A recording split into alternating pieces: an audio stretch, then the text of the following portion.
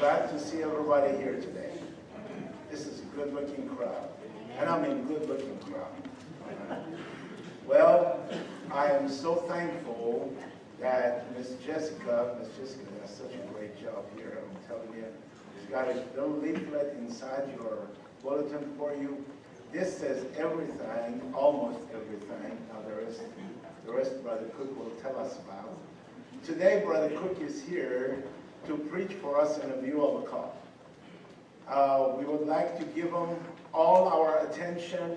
We would like to let him impress the Holy Spirit of God that is within us. Not us, but the Holy Spirit of God. Let's pray for that. And let's pray for him as we've done it this week. Okay? Brother Cook has already impressed me. Let me tell you that. When I grew up, I want to look like him. He's a wonderful man of God. He comes from a great start.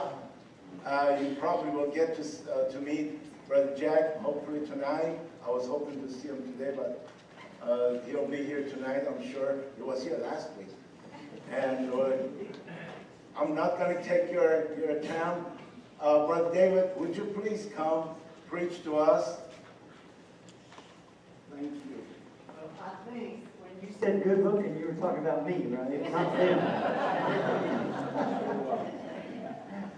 Well, first things first, I have got to thank everyone from the church for, one, the opportunity to be here, and two, for the lovely basket that you guys sent for my birthday. I celebrated a birthday a week ago, and I was in the backyard working, and I was surprised to see this lady walk around the corner, and she's like, hello.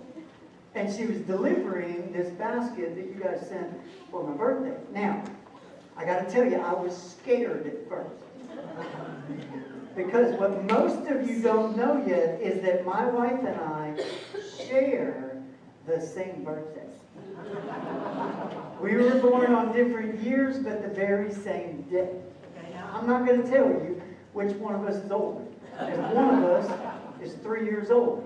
But I will give you a hint. Okay, it's not her. You guys can talk amongst yourselves, figure that out, and then you'll know who the older is. But listen, so I was scared at first because I was thinking to myself, oh no, she sent me a basket, and I haven't even got her card.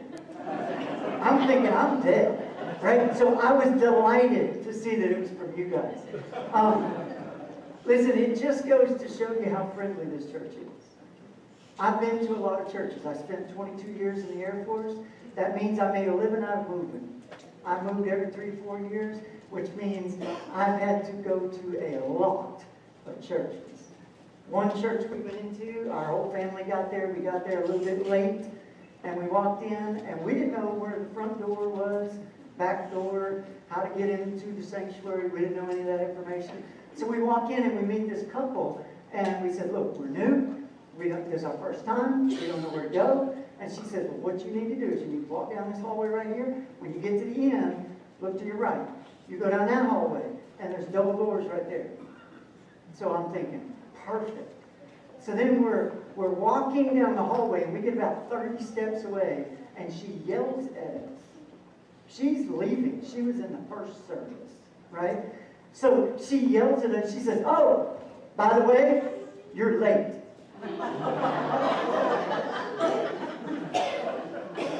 That was our last time at that friendly church. Listen, there's a lot of churches that claim to be friendly, and they're not friendly at all. But I was delighted to see that basket came from you. It gives us a picture of how friendly you guys are, and we're excited to be here with you today. But I have to tell you that there are certain things that I don't believe should be shared. Okay? If you have a cold, please don't share it.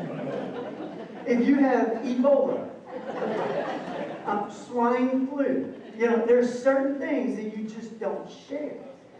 Now, I look in that basket, and there are candy bars, and there is sweets, and I'm thinking, some things shouldn't be shared. But I'm thinking, she'll probably tell on me when I get here, so I better share. But luckily for me, down in the bottom, below all the sweets, was some fruit. So I shared that.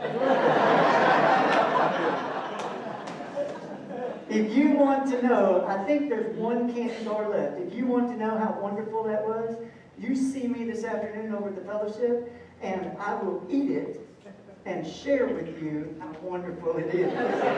Okay?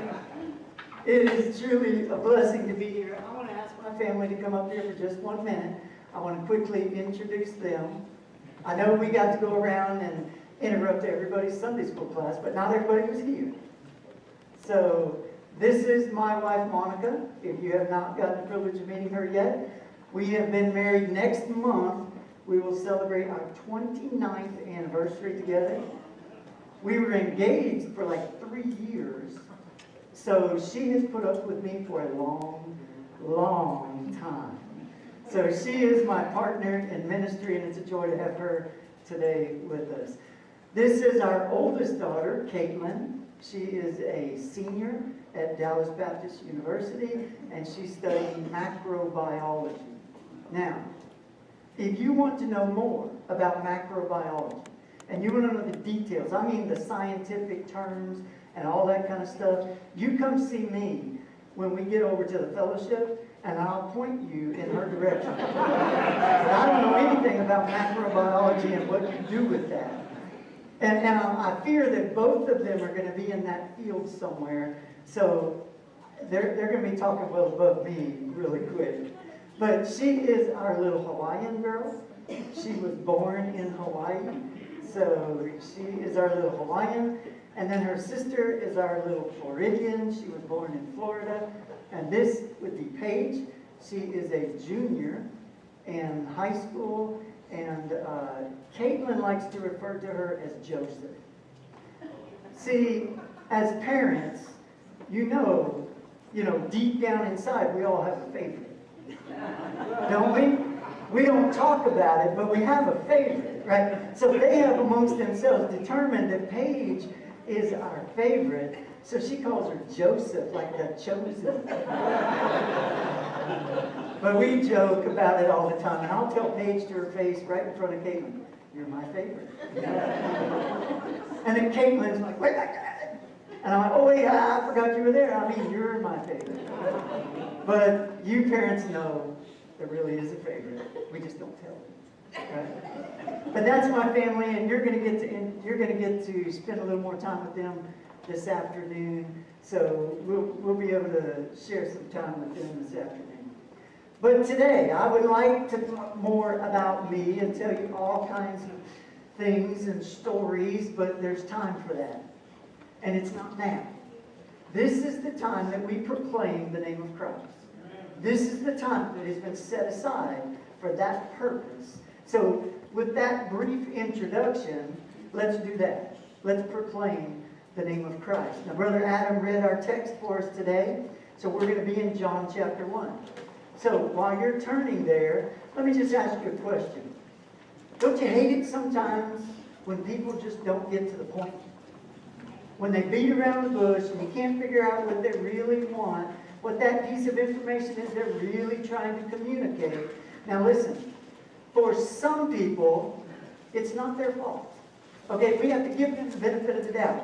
In other words, some people have never been trained on how to communicate. They don't know to get to the point. Some people just don't understand. So for them, it's not their fault. But that's not the ones that we're going to talk about today. Listen, other people that don't get to the point, they know exactly what they're doing. They're doing it on purpose. In other words, they're setting a trap for you. And they're setting a trap for me. Have you ever had somebody come up to you and say something like this? You're so good with kids. I mean, I just love to see how they respond to you. It's just amazing how good you are with kids. Not everyone can do that, you know. That is truly a gift from God. Listen, I'm going to help you out. If anybody tells you that, you be careful. You be real careful, because the next thing you know, you're going to be babysitting their kids.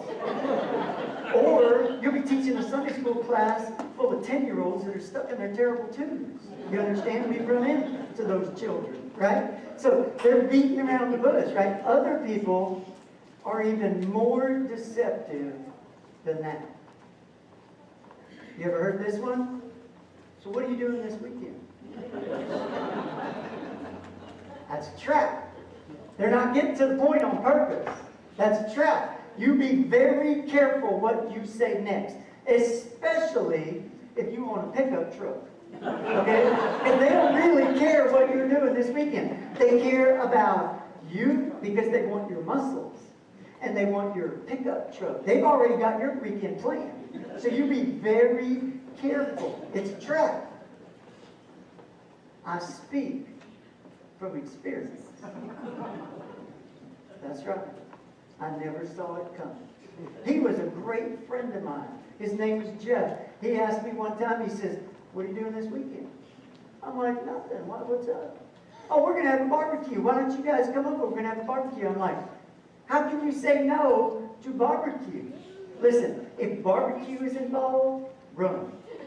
It's the bait, right? And with bait, there's a hook. I didn't see the hook. I show up for the barbecue, right? And we get there, and I walk inside. Here's Danita. But I don't see Jeff in the house. I'm like, where's Jeff? Oh, he's out back. And I'm like, duh, it's a barbecue. That's where the barbecue is, out back. So I go out back, and I look out back, and I'm looking at the barbecue like, there's no smoke. Why is there no smoke? There's no heat. And I look out there, and there is Jeff. And he is filthy. I mean, he is dirt from head to toe, and there are, count them, 14 pallets of sod in his backyard that we laid before the barbecue. Listen, I wish that Jeff had gotten to the point a little bit sooner, because you see, Jeff, I am not a big guy, okay? I don't have a lot of real estate. Jeff has about twice the real estate I have. So after laying 14 pallets of sod, listen, I'm filthy. So I have to shower at their house and wear his clothes. Because he set this trap. He didn't say bring a change of clothes, right? So here I am walking around in his baggies because I don't fit in nothing. I wish he had gotten to the point much faster. And the author of our passage that we're going to study today, he does just that. He gets to the point. And I love John because he's clear and he gets right to the point. So we're going to be in John chapter 1 and verse 1. But before we get there, let me just tell you real quick how the other Gospels start out. Okay? Matthew starts his Gospel with 17 verses of genealogy. Anybody that's your favorite passage? No, mine neither. But he starts out with 17 verses of genealogy before he gets to the birth of Christ. Now, the purpose of all of the Gospels is to proclaim the name of Christ. The death, the burial, the resurrection, all of that, the good news about Christ coming. That's their purpose. But they start out way, way different. Mark starts his with a quote from the Old Testament. And then he goes to the proclamation of John the Baptist that he proclaims. Then we get to the baptism of Christ in there. And then Luke, he starts out first by taking time to dedicate the book to Theophilus. Then he goes back to foretelling the birth, not of Jesus, but of John the Baptist. Then he gets to the birth of Christ. But John is different. John has a specific reason for writing. He has a specific purpose, and he gets right to the point. Not that the other ones are trying to set a trap.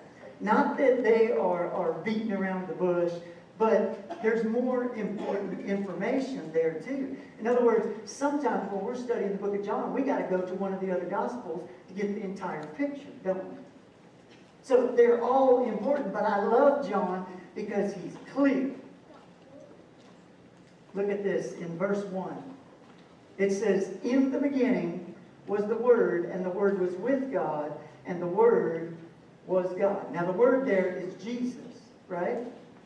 If we had time to throw up verse 14, you would see real quickly that that's Jesus. you can look down on your page and see real quick that that word there is talking about Jesus. John gets to the point in his first verse of the book. He says, Jesus is God. I love that he is that clear. That's right to the point. Now, how do I know what John's purpose is? Do I have some sort of psychic power? Do I have some sort of superpower? No, I can read.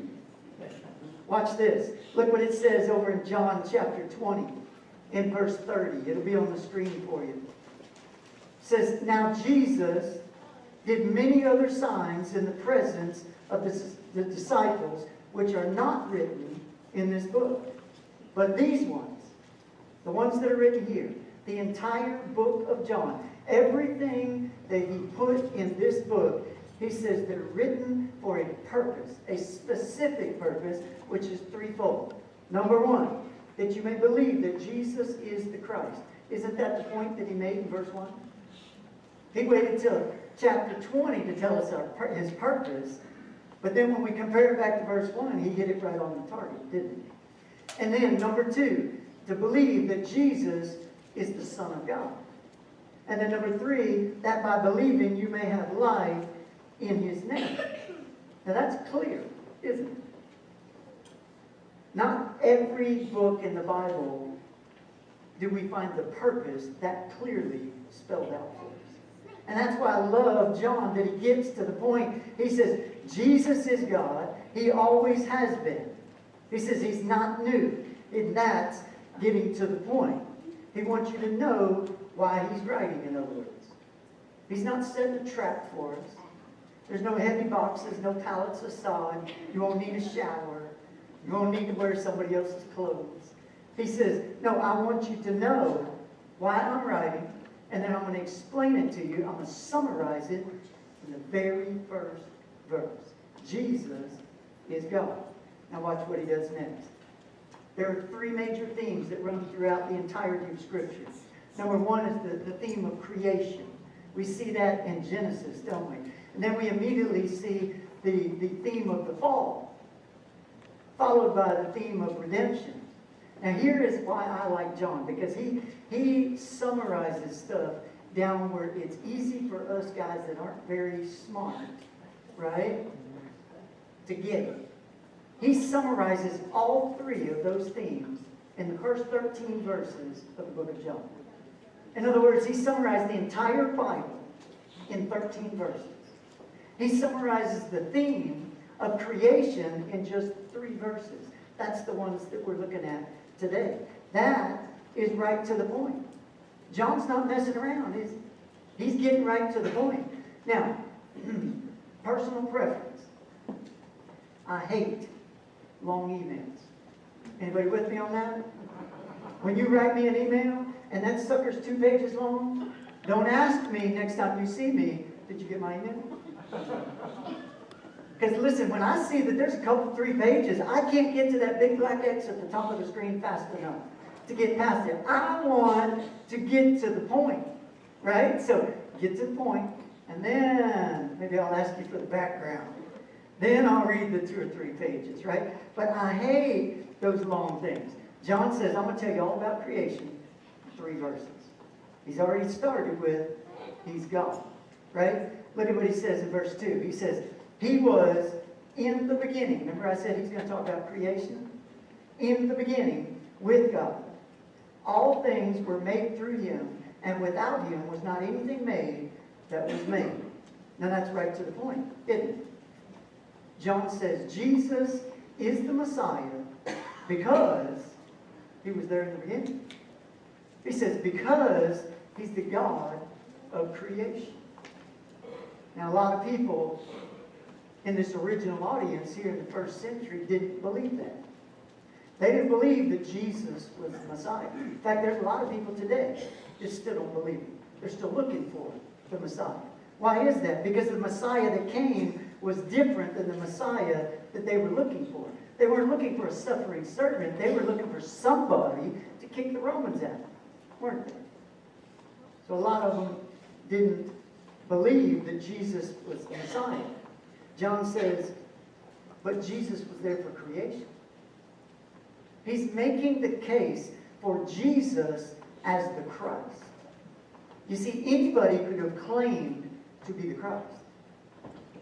But he's making the case all through the book of John. He's supplying evidence for us to show us that Jesus is the one that we've been waiting for. And I love how he ties it to Genesis. The first 3 words of the book of John say, in the beginning. In verse 2, we see those same 3 words again. In the beginning. Guess what? The first 3 words of Genesis chapter 1 are. In the beginning. I don't think it was an accident. I think that's the Holy Spirit guiding John's hand as he writes what the Holy Spirit tells him to write. He says, you tell them that Jesus is God. You tell them that Jesus is the God of creation, because that has implications. What's his point? His point is this, that Jesus is the Messiah. He's not new. He's always been here. He always will be. You should know him. You should believe. That's the point that he's trying to make. So many people didn't believe in Jesus as the Messiah. John says, I want to change that.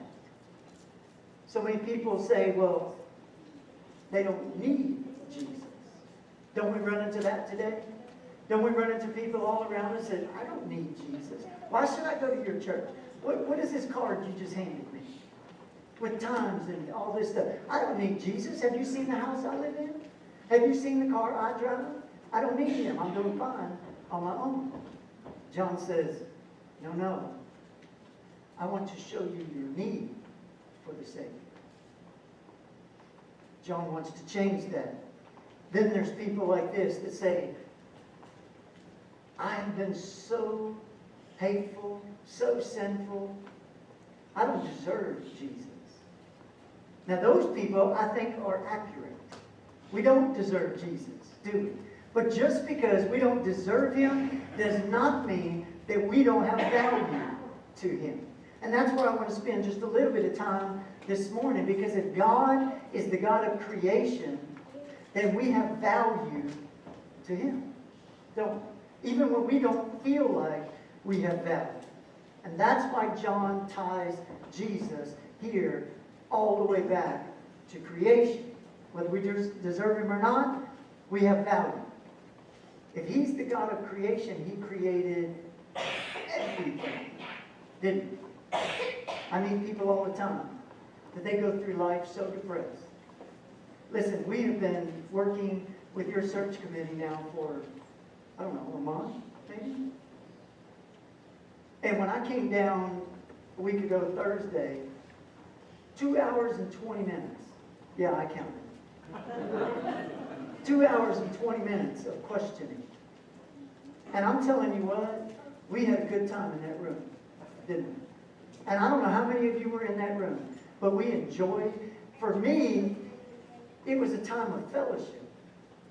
I might have been seen as on the hot seat, if you will, but I'm telling you what, we laughed, and then we laughed again, and we laughed, and we had a good time talking about the Lord. And I love that. I don't believe that we should be all depressed all the time. I think we ought to be able to have a good time. I think we ought to be able to laugh in church. I think we ought to be able to laugh at each other, with each other. I think Christians, believers, should be the most joyful people in the world. But we don't always act like it, do we? We walk around like, hey, everything in the world has gone wrong. Listen, I appreciate the verse that you guys put on the basket. You never know when somebody needs that. I needed it this week. Listen, I know when something good's about to happen, because that's when Satan starts attacking. And this week, all week long, he'd been attacking me. He'd be like, you need to slow down. You need to go do this instead. You need to do that. That's how I know something big's about to happen. Right? Because Satan don't like it. Listen, if you're a lazy Christian, if you don't tell anybody about Christ, if you don't pass out any of those cards, I don't see one up here. If you don't pass out any of those cards, guess what? He's going to leave you alone. But for those of you who do, it's game on. You see, you can't lose your salvation. So he can't attack you and try to defeat you in that way, but he can distract you. He can try to keep you from sharing that good news with other people. Can't he? So you're the ones that he'll attack. The ones that are doing the work of the ministry. So I see people all the time go around as if everything in life is falling apart. That they don't feel like they matter. They don't feel like God can use them. They don't feel loved. They don't think that they can make a difference. They don't feel like that they have value.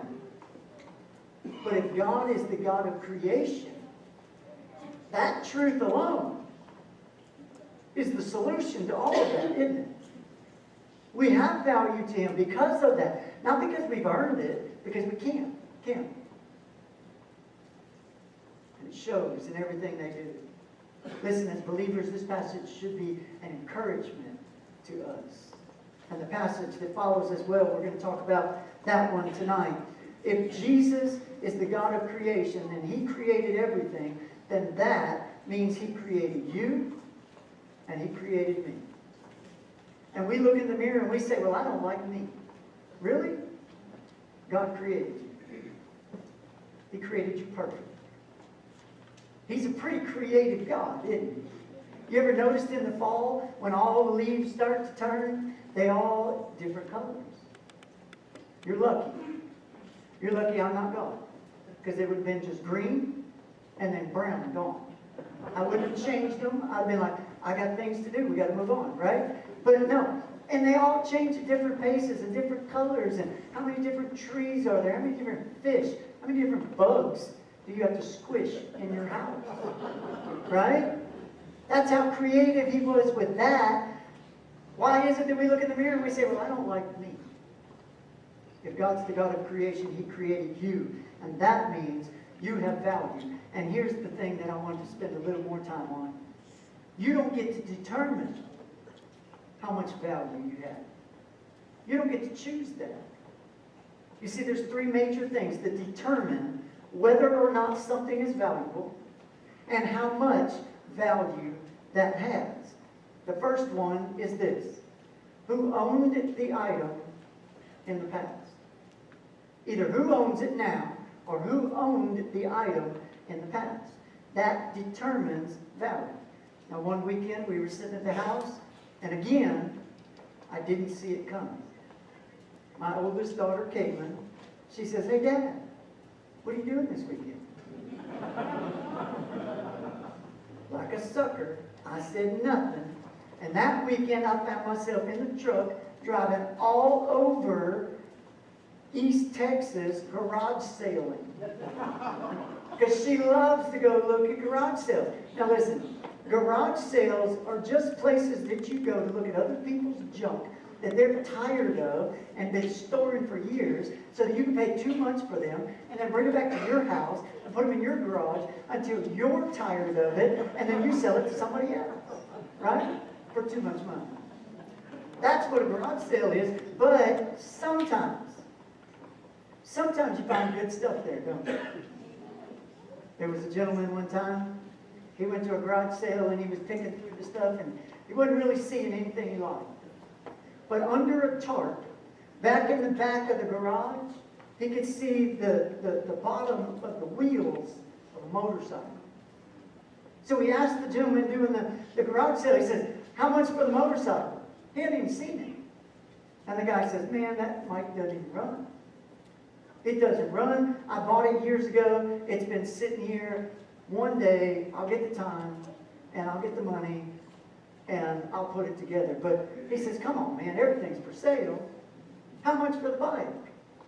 He says, look, if you want to deal with it, $35. He says, now it don't run. No problem, I'll fix it. So he takes the tarp off, and it happens to be a Harley Davidson. So he's got a good frame to start with at least, right? So he gets this bike home, and it jumps up his garage for 6 months. And pretty soon he gets the time, and he says, you know what? I'm going to go fix up that bike. And he starts making a list. And he's making a list of all the parts that he needs to fix this bike. So finally, when he gets this list all together, he calls up Harley Davidson, parts department, and he says, look, I am rebuilding a bike that doesn't run, it's just a mess, it needs a lot of parts. And the guy says, look, I can help you out, just give me the list. So he gives him the list. He says, now look, it's going to take me a few days, but I will call you back, and I'll let you know what it's going to be for the list. So a couple of days go by, and he gets a phone call from Harley Davidson. But it's not the parts department. It's not the guy he talked to before. You see, he had to give him the model and the make and the serial number and all that stuff, the VIN, all that information, and all that list of parts. It was a Harley Davidson executive on the phone. And he says, sir, I know I've been in communication with our parts department, and we are working on a list of parts for you, and we will still do that, and we should get that to you soon. But if you're at home right now, he says, would you do me a favor? Would you go out to the bike, and underneath the back fender, you'll find 2 screws. If you just pull those 2 screws out, it will release the seat of that motorcycle. Would you just do that and flip that seat over and tell me if there's anything engraved on the bottom of that seat? So the man says, well, I am at home. He goes out there, takes the screws out, and sure enough, there's 2 words in quotation marks engraved on the bottom of that seat. And he gets back on the phone, he tells the executive, he says, yeah, there is something written there. He says, it says, the King. Phone went silent. The gentleman thought he had lost the call. And then the executive comes back on, he says, sir, he says, I have been authorized to offer you $300,000 for that motorcycle.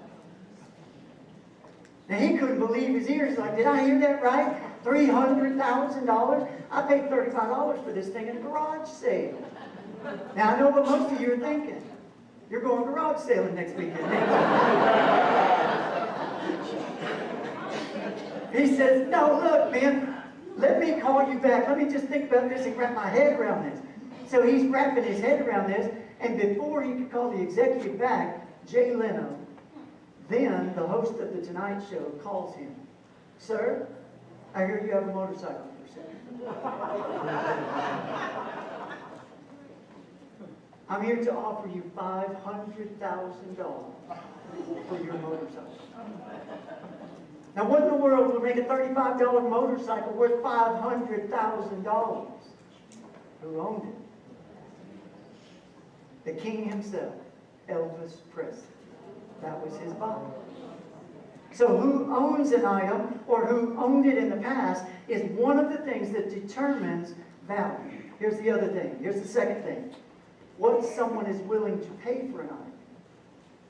So you don't get to arbitrarily put a price on your house when you sell your house, can you? You have to figure out, what are people willing to pay right now? What is the market doing right now? Because that determines value, not what you think it's worth. I know a couple right now in Albuquerque, New Mexico. They built a beautiful custom home. And it was beautiful. Right up in the foothills of the mountains, beautiful setting. You just could not beat it. They put it on the market for $700,000. Within a week or two, they got an offer for $690,000. And they said no. They turned it down. They said, no, why in the world would we take $690,000 for a $700,000 house? You see, our house is valued at $700,000. So they turned it down. But then it went dry. It sat on the market for a year and a half. 18 months later, they sold it for $575,000. You see, the value is not determined by you. It's determined by what someone's willing to pay for that item. So that's the second thing. Here's the third thing. Who created the item? Now, do you remember the artwork that you brought home from Sunday school and from school when you were little? And you brought it up to Mom and you were so proud of it. And she's looking at it like, ew. Right? She's looking like, why is the face green? I've never seen that before. And why didn't you stay in the lines? No. What did she do with it? Right on the refrigerator. What in the world was she thinking? Listen, for most of you, she was lying to you. Because it is not the best artwork that she'd ever seen in her life. She didn't look at that immediately and say, this belongs in a museum. That's where this thing's bound for. She didn't sell any of it, did she? No, she never made a dime on any of it. But what gave it value? You gave it value. You created it. And that's why her face lit up. That's why Dad's face lit up when he stuck it on the refrigerator. Because you created it, and that gives it value.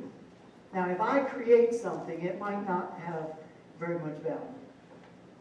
But if a famous person creates something, or someone who's really, really talented, that item could be worth millions, couldn't it? If Longfellow was in a Whataburger, and he wrote a few words on a napkin that we would just throw in the trash can, if those words rhyme, they could be worth thousands, couldn't they? Uncle Sam could take a little piece of paper about like this, stamp a bunch of stuff on it, and all of a sudden it's $100 bill. Right? An engineer can take $100 worth of parts and make an item that's worth thousands. An artist could take a $3 canvas and make it priceless. So who created it makes a difference, doesn't it? That's what determines value. Now, based on those three things, let's just see if we have value. Let's just see. If God is the God of creation, then do we have value? Well, let me ask you this. Who owns you? See, for some people it might be, well, I don't know what you're talking about. Because the world still owns me. Guess what? You're going to have the opportunity this morning to take care of it. You're going to have the opportunity this morning in just a minute to make a decision to change the total direction of the rest of your life.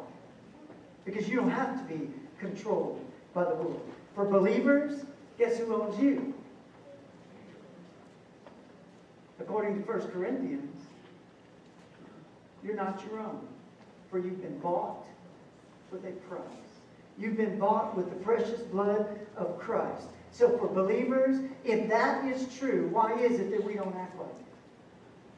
Why don't we act like we've been bought with a price? Why do we act like we're in charge of our own lives each and every day? Why do we seek God last?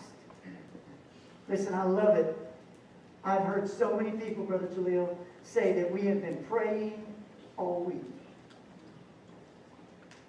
You've been praying for a couple of months, haven't you? That makes a difference. You don't walk in here today and start praying. You've been praying. That makes a difference. You've been seeking His will in the life of this church. You've been seeking His will for some time now. You don't wait till it's decision time to seek His will. But in life, we get that mixed up sometimes, don't we? And in life, sometimes we treat God as if He's our last resort instead of the source of our direction. Jesus owns you if you're a believer. And that gives you value. Well, let's look at the second one. Who created you? Well, that's what this passage is all about, isn't it? If Jesus is the God of creation, then He created you. What's that make you worth? To God, He'd be sticking you up on His refrigerator, wouldn't He? But you say, oh, but I'm only worth what someone's willing to pay. And that's where you land square in the face of Jesus Christ. What was paid for you? God looked at you and He says, I know they're not perfect, but I created them. They're so precious to me. I love them so much that I'm going to send my Son, and He's going to come and He's going to die on the cross for them, even while they're yet sinners. Romans 5:8. It says, but God commended His love toward us, and that while we were yet sinners, Christ died for us. He didn't wait until we were worthy. He didn't wait until we earned it or earned His respect. He says, no, when you don't deserve it, that's when I'll be there. Jesus paid the ultimate price. He took your sins, He took my sins upon Him on the cross, and He paid the ultimate price for us. Those sins have been paid for according to that. If Jesus is the God of creation, then He created you. You are perfect. You were created by the Master Builder, the architect of the entire world. The one that hung the stars in space, that put the moon there, that created the mountains, that told the oceans they can only go to here. That same God created you, and He created me. And that means to Him we have value. He owns you. That gives you value. He was willing to pay for it all. Pay it all for you. So stop treating Him as if He's your last resort. Stop treating Him as if He's not in charge, as if you're in charge. Stop walking around in life so depressed. Listen, we should be the most joyful people in the world. You see, because there's a book. And you can turn to the end. And you can read the last chapter of the book. And the last chapter says that Satan has already been defeated. That is encouraging to us as believers. That means that we should be joyful, right? We don't have to be all depressed all the time. Now listen, if you're not a believer today, Jesus created you. And although you might not think it, Brother Phil, I'm going to ask you to come. And you can go ahead and start playing some music. But listen, if that's you today, and you don't know Jesus, then guess what? You're not here by accident. You're not here to help make a decision in the life of this church. That's not the reason you're here. You're here for this moment. You're here because you have a divine appointment with your Savior, Jesus Christ. He created you, and you might not feel like it, but you have value. He created you. He paid the ultimate price for you. This is your opportunity. As the music plays, listen. Don't you worry about who's sitting next to you. Don't you worry about the fact that, well, they know me. What would they say if I stepped out now? Listen, in Matthew chapter 7, Jesus Himself is speaking. He's preaching not to a bunch of non-believers, to people who call themselves Christians. They go to church. They check the box.